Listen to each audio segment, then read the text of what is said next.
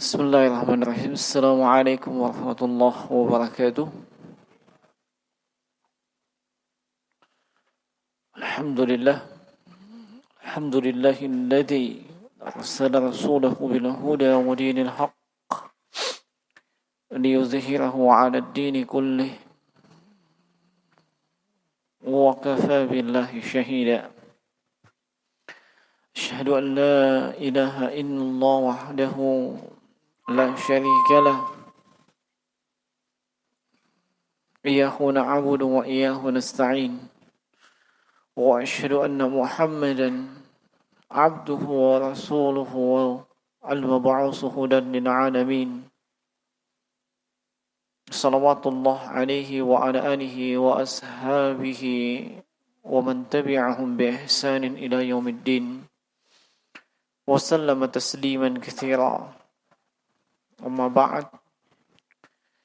Fa ya ikhwani fid din, azanallahu wa iyyakum ajma'in. Rahimani wa rahimakumullah. Semoga Allah Subhanahu wa taala senantiasa mencurahkan rahmatnya untuk kita semua.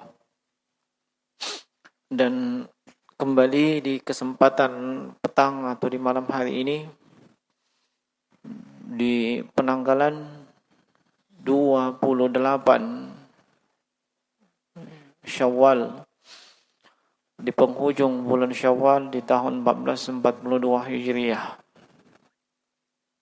Alhamdulillah, kembali kita dipertemukan dalam sebuah majelis at-tanasuh, majelis tafaqquh fid din, untuk sama-sama kita mempelajari apa-apa yang telah diwariskan dari para nabi dan rasul kepada para ulama.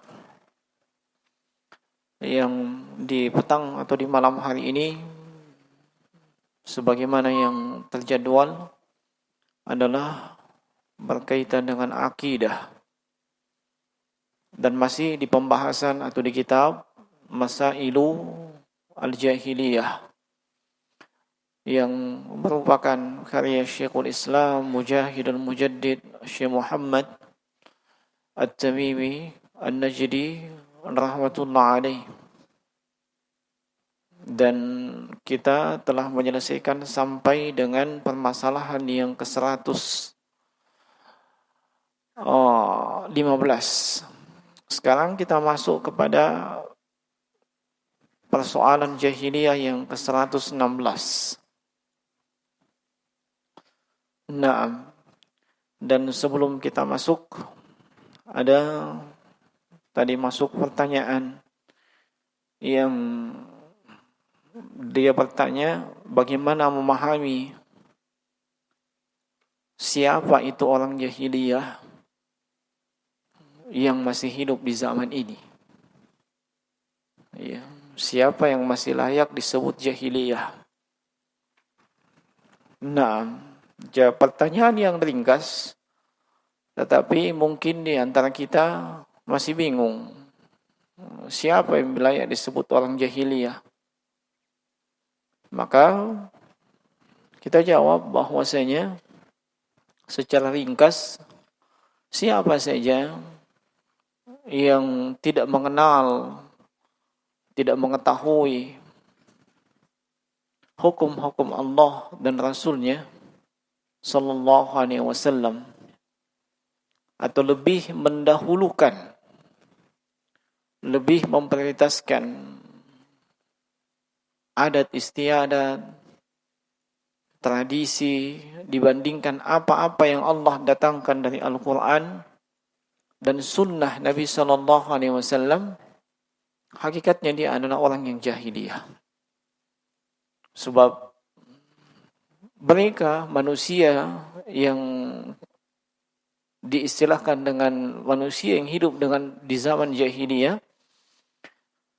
mereka tidak mengenal Allah kecuali pada rububiyahnya.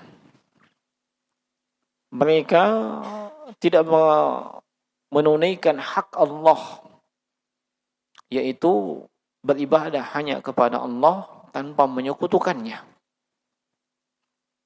Nah, Dan dengan datangnya Rasulullah sallallahu alaihi wasallam, beliau meluruskan perkara jahiliyah baik yang terkait dengan akidah, ibadah, muamalah sampai kepada akhlak dan adab. Dan tidak akan sempurna Islam atau keislaman kita tanpa kita mengetahui apa saja yang bertentangan dengan keislaman atau Islam tersebut. Lawan daripada Islam adalah jahiliyah. Tauhid lawannya adalah asyirk. Anda tidak akan sempurna memahami tauhid dengan benar tanpa memahami lawannya, itu kesyirikan. As-sunnah, tidak akan sempurna pemahaman Anda tanpa mengetahui ada lawan dari as-sunnah, yaitu kebid'ahan. Nah, ini adalah sesuatu yang musallam, perkara yang aksiomatik, sangat difahami oleh mereka yang mempelajari ilmu keislaman. Kemudian kata penulis, al-mas'alatu sadisata asyarata ba'dal mi'ah. Pembahasan yang ke-116. Apa itu? At-tanaqudhu al-wadihu lima kazzabu bil haqqi. Kama qala ta'ala bal kazzabu bil haqqi lamma ja'ahum fahum fi amrin marij.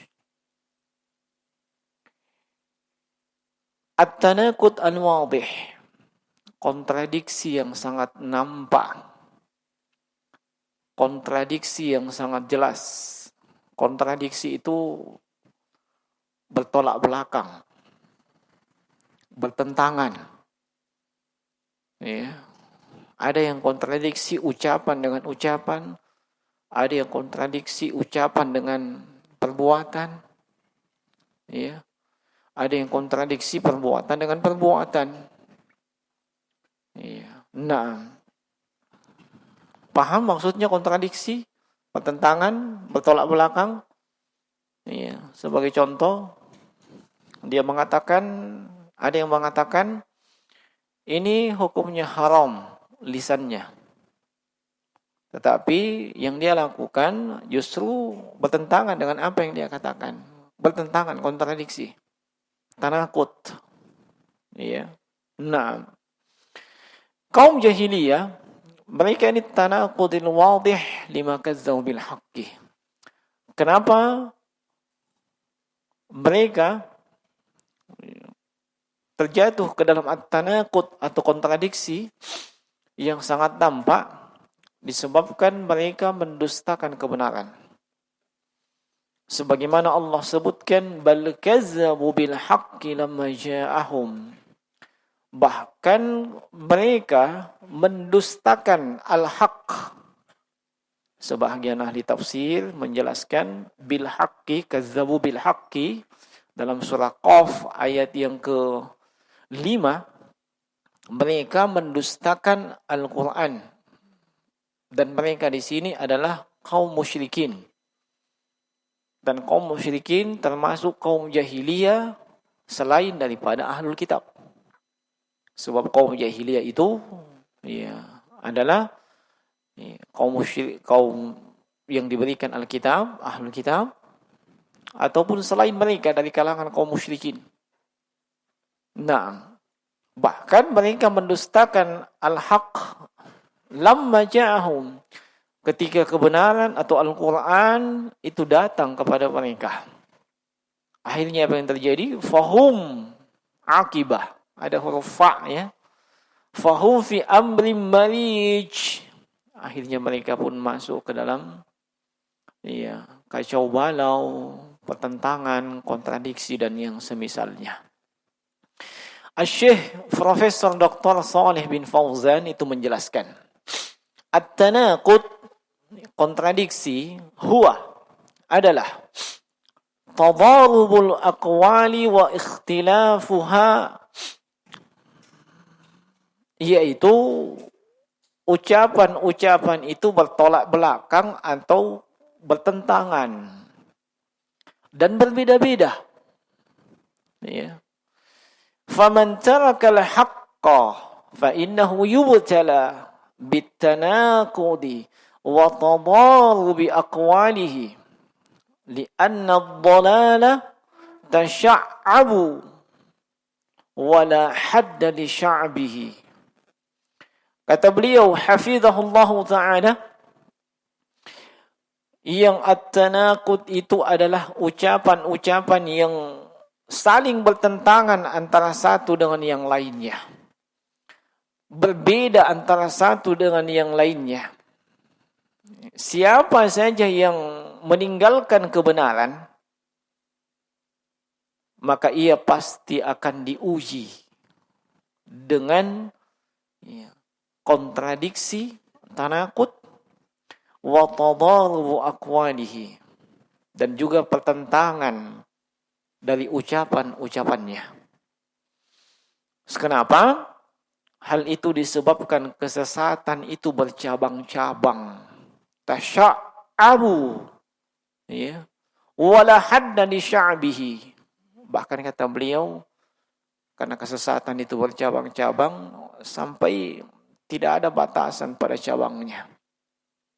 Iya. Nah, wa ammal haqqu fa innahu syai'un wahidun la yatasha'abu wa la yakhtalifu. Adapun kebenaran itu satu. Ya. Dia tidak bercabang-cabang, tidak bercabang dan tidak saling berbeda-beda. Wallahu jalla wa ala yaqul famadza ba'da al-haqqi illa ad-dhalal.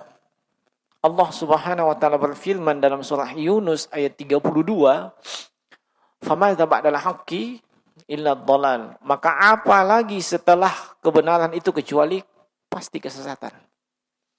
Nah, faman tarakal haqqa waqa'a fid dhalal. Siapa saja yang meninggalkan kebenaran, maka niscaya dia akan terjerumus ke dalam kesesatan. Wad-dhalalu mutahatun wal iyadu billah. Yang namanya kesesatan itu akan membuat dia jadi simpang siur. Kita berlindung kepada Allah. Fatajidu ashabahu mukhtanifina fima bainahum. Anda akan menjumpai pelaku atau pengusung kesesatan ini di antara mereka saja itu saling berselisih. Bal tajidu al-wahida min, bahkan terkadang kita menemukan ada satu orang dari pengusung kesesatan. Dia punya pendapat itu banyak. Yakni pendapat dalam suatu masalah. Li'annahu laysa 'indahu huda yasiru 'alaih. Sebab dia tidak punya petunjuk yang dia berjalan di atas petunjuk tersebut. Wa inna man yatakhabbatu taratan yaqulu kadza wa taratan yaqulu kadza. Iya. Dia terjerumus, terjatuh. Kadang dia mengatakan begini, dan kadang dia mengatakan begini. Nah, untuk lebih sedikit memberikan pemahaman apa yang dimaksud oleh Asy-Syaikh rahimahullahu taala di sini, ini kita melihat atau kita membaca di tafsir Abdul Rahman Nasir As-Sa'idi rahimahullahu taala ketika beliau menjelaskan ayat dalam surah Qaf ayat kelima, bahwasanya mereka mendustakan kebenaran ketika telah datang kepada mereka kebenaran tersebut dan mereka berada dalam kondisi yang kontradiksi. Ini ditujukan kepada kaum musyrikin dan yang tentu yang mengikuti jejaknya kaum musyrikin. Ketika mereka menolak Al-Quran, tidak mau mengikuti Al-Quran, yang dibawa oleh Rasulullah SAW. Apa yang terjadi? Ya tentu mereka akan mencari aturan selain Al-Quran. Tentu mereka akan berhukum dengan hukum selain dari Al-Quran. Mereka akan bermuamalah dengan apa yang selain dari Al-Quran. Sampai-sampai untuk memberikan julukan kepada Nabi saja, mereka ini berbeda-beda. Ada di antara kaum musyrikin mengatakan dan menjuluki Nabi sebagai majnun, orang gila. Ada juga di antara mereka yang mengatakan syairun, itu Nabi hanya penyair. Berbeda-beda. Nah, itu adalah merupakan ujian, atau hukuman kepada siapa saja yang meninggalkan kebenaran. Niscaya ia akan terjerumus ke dalam kesesatan. Sebab yang ia ikuti adalah hawa nafsunya. Yang ia ikuti adalah hawa nafsunya. Kemudian untuk lebih sedikit memberikan pencerahan. Kalau di zaman kita ini ada orang yang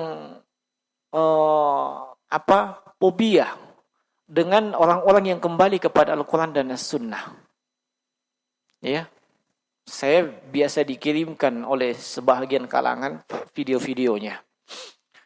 Dari video-video tersebut terungkap mereka kadang menjuluki orang-orang yang komitmen, iltizam dengan Al-Quran dan As-Sunnah, sebagai kaum yang mabuk agama. Itu sana kaum yang mabuk agama. Bayangkan. Itu sudah konotasi yang negatif. Mabuk itu tidak bagus. Mabuk dibawa kemana saja, dipakai kata apa saja tidak bagus. Bawa kemana?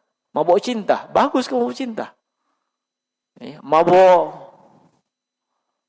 Mabuk apa? Mabuk minuman keras. Bagus. Kan tidak bagus konotasi mabuk itu. Ini mabuk agama katanya. Dicontohkan orang-orang yang menganggap jalan pintu surga bagi wanita itu adalah ridho ketika suaminya menikah lagi. Itu orang yang mabuk agama itu. Orang yang mabuk agama. Nah, biasanya seperti itu dididik oleh kaum Islamis radikalis yang punya mental Wahabi. Mulai panas antum? Minum kalau panas. Santai aja, bro. Nah, semua dinilai dengan logika. Semua dinilai dengan logika, hawa nafsu dan yang semisal dengan itu. Itu sudah indikasi bahwa itu hukuman bagi dia sebab dia meninggalkan Al-Quran dan Sunnah. Dia meninggalkan Al-Quran dan As-Sunnah. Ketika di dalam Al-Quran diperintahkan, ya ayuhan nabi qul li azwajika wa banatika wa nisa'il mu'minin ayyudrina 'alaihinna min jalabibihin. Suratul Ahzab. Wahai Nabi, perintahkanlah kepada istrimu, kepada istri kaum mukminin, menurunkan jilbabnya. Apa kata mereka? Ini bukan perintah untuk wajib jilbab. Jangan terlalu mabuk agama. Nah, lihat, enggak masuk di akal katanya itu. Lagian ini ayat turun di masa-masa ketika itu Saudi sedang hebat-hebatnya, gurun pasirnya badai. Makanya kalau harus pakai jilbab, kalau enggak kena aku debu, kena aku pasir. Adapun kita di Indonesia tidak ada badai pasir, tidak ada. Maka tidak cocok itu. Antum kira-kira dengan yang seperti itu gimana? Panas? Santai aja. Kenapa? Jangankan zaman now, zaman old saja sudah banyak yang namanya Abu Jahal. Nah, ada juga Abu Lahab. Zaman old saja itu. Nah, yang kemana saja Nabi berdakwah, selalu dia juga berdakwah. Mengacaukan dakwahnya Nabi. Jadi sejak dulu sudah ada. Hakikatnya mereka cuma meneruskan tongkat estafetnya Abu Jahal dan Abu Lahab. Tidak usah antum khawatir. Yang perlu khawatirkan itu antum kena syubhat. Kenapa kena syubhat? Iya, ilmunya tidak beres. Sebab syubhat itu dilawan dengan ilmu. Syahwat dilawan dengan kesabaran. Ya. Naam. Oh, syubhat zaman now luar biasa. Ya, apalagi yang ahli media sosial. Ya. Naam, atau menjadikan media sosial gurunya. Oh, waspada. Banyak sekali syubhat. Nah, mereka ini semua akan dihukum dalam tanda kutip sebab meninggalkan Al-Quran dan As-Sunnah dan lebih mengedepankan logika, akal, hawa nafsu, adat istiadat, kebiasaan. Ya. Nah, mereka semua inilah yang disinggung. Ya. Mereka meninggalkan Al-Quran dan As-Sunnah dihukum dengan kesesatan. Para pengusung kesesatan itu sendiri di antara mereka saling bertolak belakang. Ya, saling bertolak belakang. Lihat saja para pengusung kesesatan. Mau contoh saja. Kaum Khawarij. Ya, apa dia setuju dengan itu Khawarij sesat apa enggak? Siapa sosial dan pendukungnya? Tanya memang dulu. Ya. Nah, kaum Khawarij saja di kalangan Khawarij sendiri itu ikhtilaf. Berbeda. Ya. Ada yang maunya langsung melakukan eksekusi.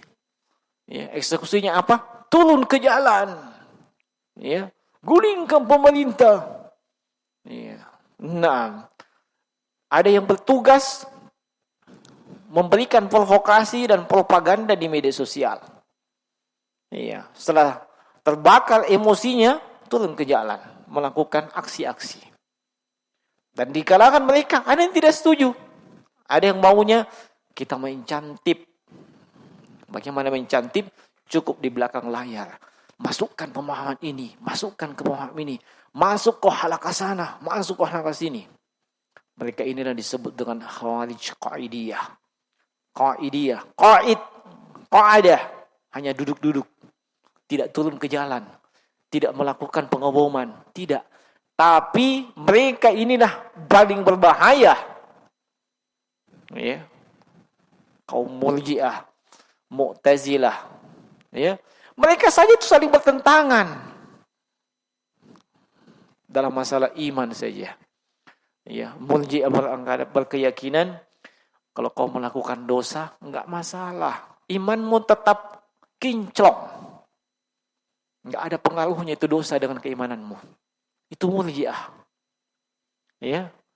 Naam, sebab amalan perbuatan enggak ada hubungannya dengan keimanan. Ya. Nah, ini dibantah lagi sama kaum Khawarij. Wah, enggak. Yang benar itu kalau kau melakukan dosa besar, kamu kafir. Iya, sudah, mereka sendiri baku hamba. Iya tuh. Pengusung kesesatan sendiri itu bertolak belakang. Itu hukuman untuk mereka disebabkan meninggalkan Al-Quran dan As-Sunnah. Dan itu sifat kaum jahiliyah. Nah, sebab seandainya mereka kembali kepada Al-Quran, kembali kepada kebenaran, seperti yang Syekh sebutkan, wa ammal haqqu fa innahu syai'un wahidun. Kebenaran cuma satu. Dia tidak berbilang. Iya. Dia tidak berbilang. Adapun kesesatan, ini bercabang-cabang. Iya. Sedemikian banyaknya cabangnya sampai Syekh bahasakan wala hadda di sya'bihi. Sampai tidak punya batasan, tidak ada ujungnya itu cabangnya kesesatan. Iya, maka bersyukurlah kalian kepada Allah Subhanahu wa taala ketika mengenal al-haq dan berusaha meniti al-haq, berusaha beristiqamah di atas al-haq. Nah, qala Allah taala, Allah Subhanahu wa taala berfirman, bal kadzdzabu bil haqqi lamma ja'ahum fahu fi amrin marij. Bahkan mereka ini mendustakan al-haq ketika al-haq itu datang kepada mereka. Dan mereka pun berada di dalam kondisi yang marij. Kata Syekh Saleh, mukhtalifan. Ya, kondisi yang berbeda-beda dan berselisih.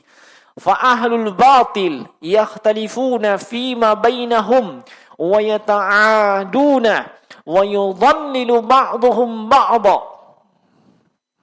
Para pengusung kebatilan, mereka ini berbeda di antara mereka. Di antara mereka saja. Nah, dan saling bermusuhan. Ya. Padahal mereka semuanya ini pengusung kebatilan. Mereka semuanya ini pengusung kebatilan. Nah.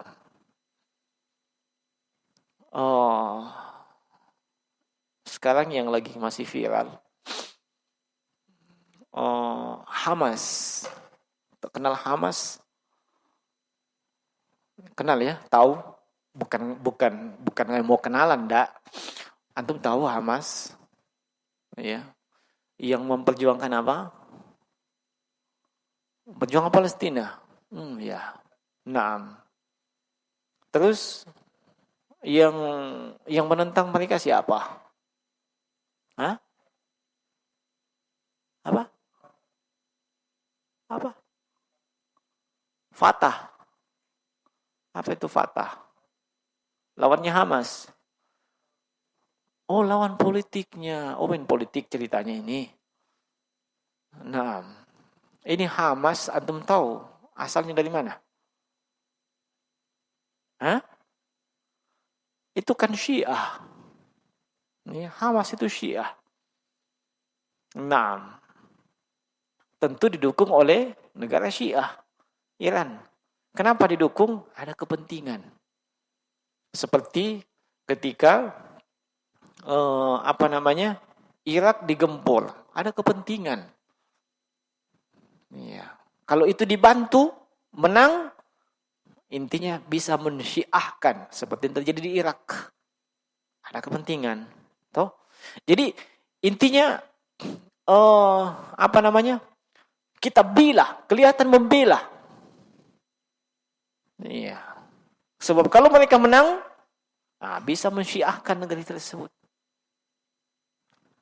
Nah, dan Syiah itu, ya, itu setali atau 11-12 dengan Yahudi. 11-12 dengan kaum Yahudi. Nah, uniknya yang dipertontonkan ke publik, ya, antara Amerika dengan Iran dan Hamas itu baku benci. Padahal yang menguasai Amerika itu kaum Yahudi. Ya. Yahudi kan, kami menentang Amerika dan segala macam. Oh, gitu. Ini yang dipublikasikan seperti itu. Yang membaca, melihat berita itu, ternyata baku musuh. Mereka ini sama. Ya, sama saja sebenarnya. Tapi itu memberikan pelajaran kepada kita, mereka saja para pengusung kebatilan, baku musuh. Ya, baku musuh. Iya kan? Nah, dan itu model dan karakternya kaum jahiliyah, kaum Yahudi. Ya. Ini yang coba diperingatkan oleh Syekh. Para pengusung kebatilan sendiri saling menyesatkan antara satu dengan yang lain, saling bermusuhan antara satu dengan yang lain. Wa yudhallilu ba'dhum ba'dha, saling menyesatkan antara satu dengan yang lain. Ya. Au yukaffiru ba'dhum ba'dha, bahkan mengkafirkan antara satu dengan yang lain. Amma ahlul haqq, adapun para pengusung kebenaran, al-mutamassikuna bil haqqi, yang betul-betul berpegang teguh dengan kebenaran, fa innahum la yakhtalifun wa in ikhtalafu an ijtihadin fa innahum la yata'adawna wa la yataqata'un. Adapun pengusung kebenaran yang betul-betul berpegang teguh dengan kebenaran, mereka ini tidak berselisih. Kalaupun mereka berselisih pada perkara ijtihad, digarisbawahi. Pada perkara ijtihad. Perkara ijtihad, perkara yang di dalamnya masih terbuka peluang untuk berijtihad. Bukan perkara qat'iyah. Dibedakan itu. Ya. Sebab yang rancu di tengah-tengah kaum muslimin, yang rancu itu adalah mereka mengkampanyekan slogan. Tidak usah kita saling menjatuhkan. Tidak usah saling menyalahkan. Kita ini kaum muslimin. Tidak usah kita saling berbeda. Sepintas benar. Sepintas itu benar. Tapi itu ada kebatilan. Kenapa? Sebab yang dibolehkan seperti itu kalau perselisihan atau perbedaan yang sifatnya ijtihadiyah. Masih terbuka peluang ijtihad. Paham maksudnya? Contoh.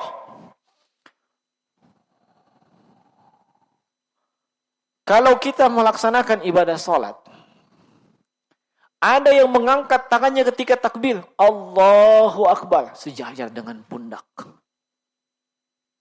Lalu ada pihak lain mengatakan tidak, Allahu Akbar, sejajar dengan telinga.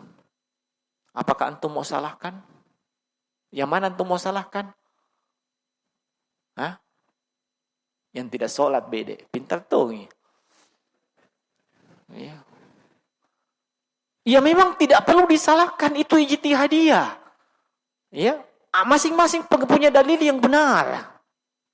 Bisa dipahami?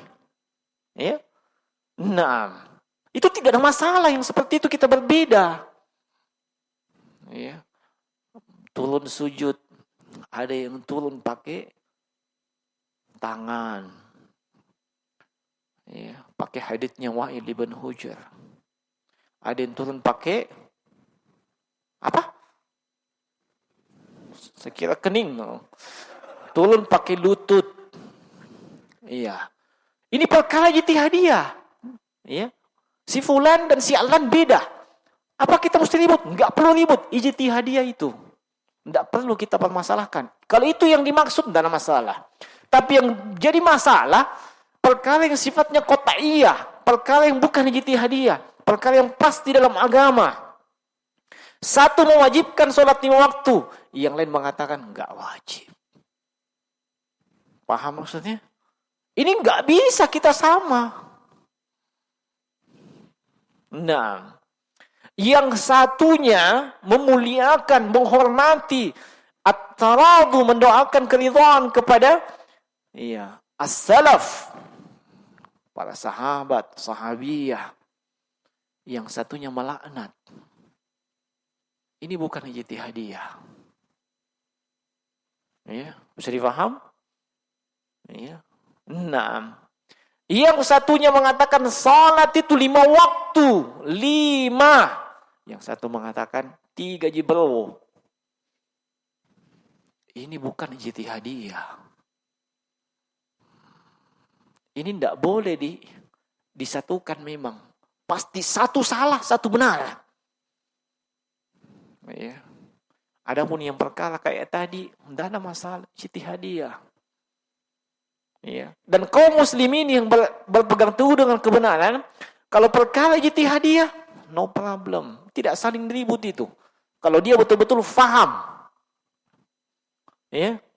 Paham maksudnya? Walaupun dia berbeda. Berbeda gurunya. Berbeda mazhabnya. Satu mazhab Maliki, satu mazhab Syafi'i. Tidak akan ribut itu. Sebab di mazhab Maliki pakai dalil, di mazhab Syafi'i pakai dalil. Selama itu ijtihadiyah, tidak ada masalah, bro. Tapi kalau itu qat'iyah, baru kita berbeda. Nah, para pengusung kebenaran begitu karakternya. Nah, mereka walaupun lihat saudaranya si fulan, si alan beda dengan dia, mereka tidak saling bermusuhan dan tidak saling memutuskan hubungan. Yang saling bermusuhan dan saling memutuskan hubungan karena perbedaan hal tersebut, itu tadi, para pengusung kesesatan. Dan itu adalah sifat kaum jahiliyah. aneh bin ajaib, itu ada yang diadopsi oleh kaum muslimin. Itu yang saya pribadi prihatin sampai sekarang. Ya. Gurunya Ustadz Fulan. Dia ini bermanhaj Ahlus Sunnah. Si Fulan punya guru Ustadz Allan. Ustadz Allan bermanhaj Ahlus Sunnah.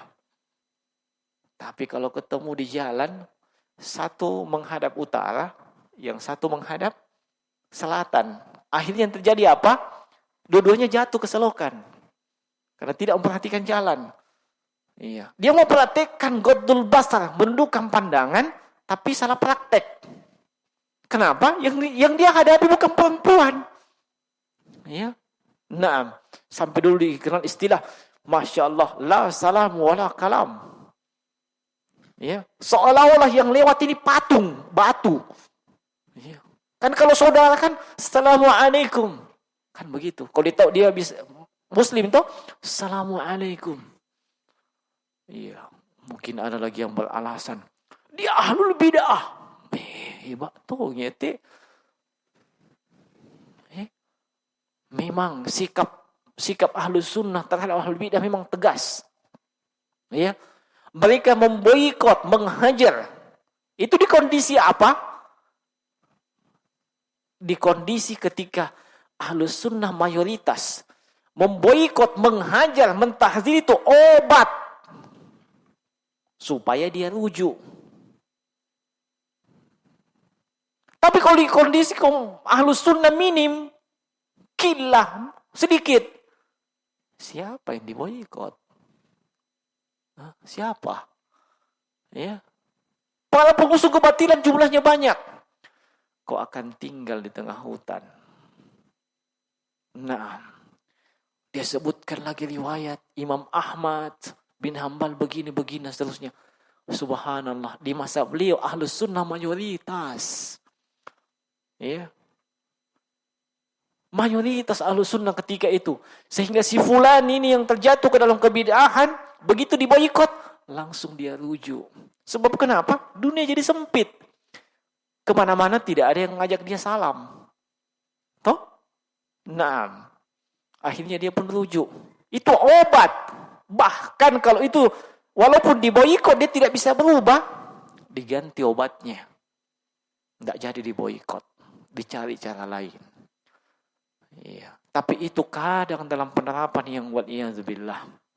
Sampai-sampai para pengusung sunnah ini, ya subhanallah, saling bermusuhan, saling bertentangan di dunia nyata maupun dunia maya. Untung tidak masuk di alam yang ketiga, alam kubur. Saya tidak bisa bayangkan kalau di alam kubur juga baku musuh, apalagi kuburnya berdekatan. Ya, nah, tapi lihat saja di dunia nyata, dunia maya. Apa mereka tidak sadar bahwa itu mengadopsi kaum jahiliyah? Perbedaan membuat mereka saling bermusuhan, saling saling memutuskan. Ya, si fulan dan yang mengikut si fulan mengambil fatwa Syekh fulan yang mengatakan A, B, C, D. Iya. Sebelah sana juga punya syekh sendiri. Iya. Yang mereka mengambil fatwa syekh tersebut. Yang antara syekh ini dengan syekh ini enggak ada masalah, enggak ribut. Tapi yang mengambil fatwa ke mereka ini yang dibawa. Di bagian orang bawa melihat saudaranya bagaikan musuh bebuyutan. Sampai yang dia musuhi itu adalah orang yang dulu mengajak dia di atas hidayah, mengajar dia sunnah. Bisa dikatakan guru pertamanya. Ya. Tapi ketika dia tahu si fulan itu sudah tersesat, tidak disebut nih gurunya, tidak disebut nih ustad, langsung disebut namanya. Ya. Topik namanya itu. Contoh. Tidak disebut nih Ustadz Taufik. Ya, tapi Taufik kah? Masya Allah. qillatil adab. Iya. Padahal para ulama sendiri, ya, baik itu yang saya tahu ya dari kalamnya mereka, ketika membantah orang-orang yang dianggap menyimpang, tetap mereka sebut dengan sebutan yang dikenal di masyarakat. Ya. Nah, tetap disebut dengan ustaz, disebut sebagai syekh, itu yang dikenal masyarakat. Ya. Nah, subhanallah, saling memutuskan. Apa itu yang terjadi? Itu yang terjadi. Yang paham masalah fitnah pun tahu itu. Yang tahu masalah fitnah pasti paham. Ya. Nah, iya. Walhamdulillah, ternyata itu adalah sifatnya kaum jahiliyah. Ya, pada perkara yang sifatnya ijtihadiyah, ribut-ribut memutuskan. Wa idza tabayyana lahumus shawab raja'u ilaihi. Kalau sudah jelas bagi mereka namanya kebenaran, rujuk. Saya rujuk kepada kebenaran, saya salah. Ya. Tapi kadang kita tidak melihat dan mendengar ada yang melakukan seperti itu. Ketika diingatkan, antum itu keliru, ini salah, ini enggak benar. Iya, kalau pakai istilah orang awam tadi, jangan saling menyalahkan. Toh? Biasa mendengar istilah itu, jangan saling menyalahkan. Iya, mudah-mudahan orang yang mengatakan seperti itu, iya, anaknya ada yang saya ajar. Untuk apa? Supaya kalau saya kasih ulangan, ya, saya kasih benar semua. Kan tidak boleh saling menyalahkan. Tuh, biar misalnya, biar tidak ada jawab. Benar semua. Nanti kalau bapaknya komplain, ini jawabannya anakku salah. Kenapa? Tidak boleh saling menyalahkan toh. Mau apa? Karena itu prinsip tidak benar dibawa ke masalah itu. Ya. Nah, semua golongan sesat tidak boleh saling menyalahkan. Astagfirullah. Kalau tidak boleh saling menyalahkan, enggak turun Al-Quran yang menyalahkan semua agama selain daripada Al-Islam. Enggak turun Al-Quran yang menyalahkan jahiliyah. Enggak diturunkan Nabi dan Rasul untuk menyalahkan kesyirikan. Kalau punya prinsip kayak tadi, enggak usah saling menyalahkan. Iya. Nah, enggak diturun itu, Al-Quran enggak turun, enggak diutusnya Nabi dan Rasul. Iya. Apakah Nabi dan Rasul menyalahkan? Iya, dia salahkan kesyirikan. Kan begitu? Iya. Nah, anehnya orang yang mengkampanyekan itu, pokoknya yang penting kita ini sama-sama pejuang Islam. Ya. Hanya jalannya beda. Ya. Nah, jangan saling menyalahkan. Biar media dakwahnya lain ke sana lagi terus begini. Yang di sini dakwahnya di masjid apa segala macam. Jangan saling menyalahkan, sama-sama aja. Ya. Subhanallah. Tidak begitu maksudnya. Yang dimaksudkan jangan saling menyalahkan itu dalam perkara ijtihadiyah. Masing-masing punya dalil yang dia pegang. Ya. Bisa dipahami. Contoh, ada yang punya keyakinan bahwasanya ta'addud atau poligami hukumnya mubah. Ya, ada yang punya keyakinan ta'addud poligami hukumnya sunnat. Apa dalilnya? Dalilnya satu. Ya, tapi cara mereka memahami berbeda. Kenapa berbeda? Ilmu alat yang mereka pakai paham itu dalil beda. Otomatis beda hasilnya. Ini ijtihadiyah, enggak masalah. Ya, enggak usah antum beribut. Kenapa aku bilang mubah? Yang satu, kenapa aku bilang sunat? Jangan, enggak usah menyalahkan. Cocok itu, cocok. Tapi kalau yang perkara yang benar dan salah, jangan kau katakan, enggak usah saling menyalahkan. Karena kalau itu kau ketempatkan demikian, sama tadi konteksnya anak sekolah itu. Biar salah, salah, sebenarnya kami semua. Ya, kan begitu. Nah, iya, dia tidak masuk di akal sampai anaknya melakukan kesalahan di rumah, ya. Itu mau betul saya ketemu orang yang punya prinsip begitu, ya. Anaknya misalnya BAB di sofanya atau BAB di kamar di ranjangnya bapaknya, mamanya. pas mau bapak-bapaknya, mau, dia mau marah, emosi, kita datang. Jangan saling menyalahkan. Ya, tidak salah itu. Oh, hanya diadem, toh? Nah, sudah itu dikasih pecah lagi lampu anaknya. Dia mau salahkan, jangan saling menyalahkan. Tidak boleh. Makanya saya katakan itu prinsip yang seperti itu ada penempatannya. Ya. Nah, tidak pada semua kondisi dan keadaan.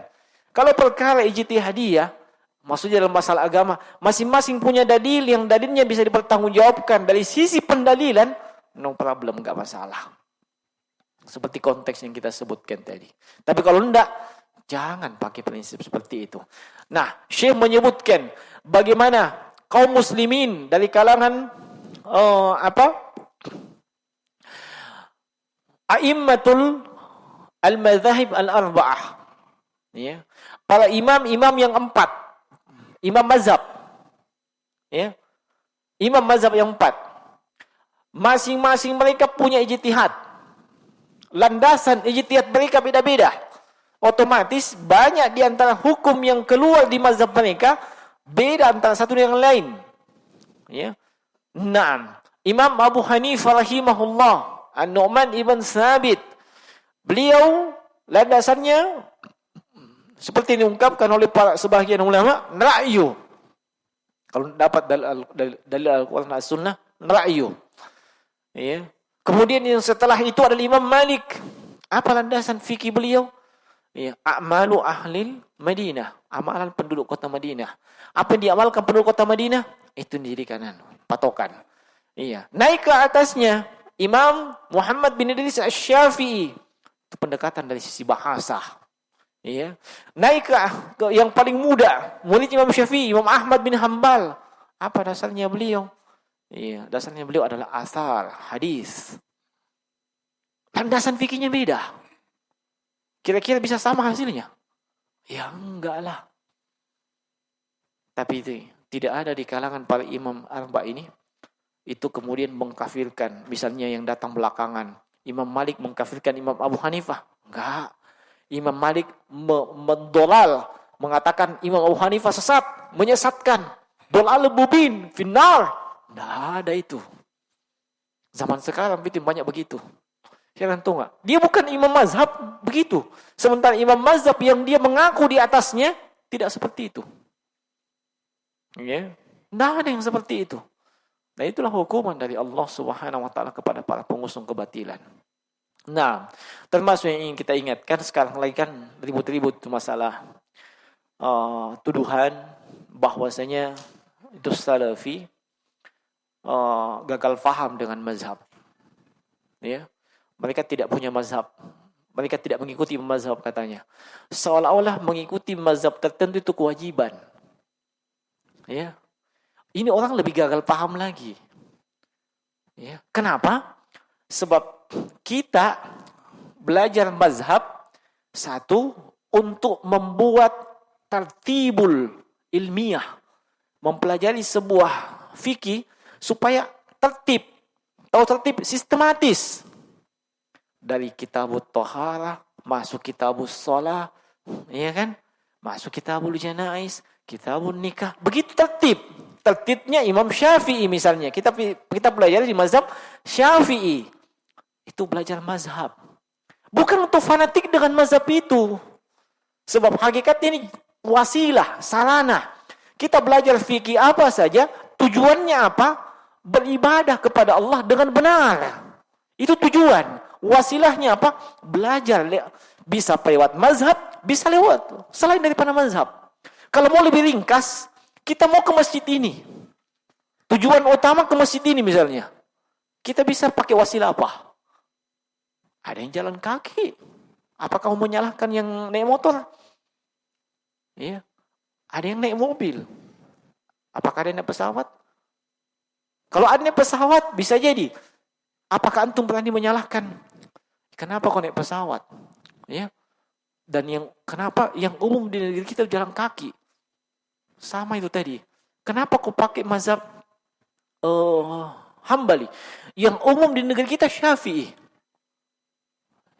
Itu semua wasilah. Atau wasilah, sarana. Tujuannya apa? Supaya kita bisa beribadah kepada Allah dengan benar. Bisa dipahami maksudnya? Atau antum pusing? Tujuan kita hidup di dunia apa? Beribadah kepada Allah. Untuk beribadah kepada Allah, toharah, salat, zakat, puasa, dan masuk kepada muamalah. Itu kan dipelajari di fikih. Ya. Itu semua ibadah kepada Allah. Kita bisa ibadah dengan benar kalau kita pelajari itu semua. Ya. Dan wasilah untuk beribadah dengan benar ada di fikih. Ini wasilah, sarana. Ya. Kalau itu sarana atau wasilah, kita bisa memilih sarana dan wasilah yang kita anggap itu lebih dekat. Lebih mudah kita pahami. Mungkin ada yang pakai Hambali, mungkin ada yang pakai Syafi'i, Maliki. Ya. Nah, tapi seluruh imam mazhab ini punya landasan apa? Al-Quran dan As-Sunnah. Pahami itu. Iya. Maka jangan Anda tertipu dengan orang-orang seperti itu. Yang mengharuskan ikut mazhab tertentu. Itu cuma wasilah. Kalau konteksnya seperti itu, sama dengan yang tadi. Ada yang mau ke masjid ini, dia paksakan. Harus kau naik motor. Tidak boleh kau jalan kaki. Nah bagaimana kalau 1 meter di rumahnya dengan masjid ini? Ya, naik motor, lewat. Tidak lah, tapi sholat. Ada yang menyalahkan, kenapa kau naik mobil datang? Ini motor, jalan kaki, naik mobil, semuanya wasilah. Sama dengan mazhab tadi itu. Tujuannya apa? Keibadah Rahman. Kita belajar fikih untuk apa? Beribadah. Paham tak begitu? Ini wajah-wajah pusing saya lihat. Coba nanti dulu balik kalau begitu. Nanti antum buat kita lanjutkan. Ya. Nah. Pusing betul? Ini semuanya sarana. Ya, kita naik sepeda, jalan kaki, naik motor, naik mobil, sarana. Tujuannya apa? Sampai di ibadah Rahman. Paham? Semua mazhab. Ya, entah itu mazhab zahiri. Kalau orang yang kebanyakan cuma paham 4 mazhab. Itu mazhab banyak masih. Ada zahiri. Ya, seperti mazhabnya Imam Ibnu Hazm. Ya, mazhabnya Daud. Ya. Kemudian 4. Ya, mulai dari Hanafi, kemudian Maliki, kemudian Syafi'i, Hambali. Ya. Di sana juga ada mazhabnya Laits ibn Sa'ad. Ya. Bukan cuma itu mazhab. Ini semua sarana. Tujuannya apa? Supaya seorang muslim bisa beribadah dengan benar kepada Allah. Makanya semua mazhab tanpa kecuali selama dia mazhab Ahlus Sunnah, ya, semuanya dimulai dengan apa? Syarat untuk beribadah. Ya, apa syarat beribadah? Harus ada toharah. Iya kan? Nah, di bab toharah saja itu masing-masing mazhab berbeda. Ada yang dahulukan masalah air, seperti di mazhab Syafi'i. Ada yang dahulukan masalah najis dulu, baru air. Ini semua ijtihad, wasilah, sarana, tidak perlu ribut. Jangan Anda paksakan, wajib kita pegang mazhab ini.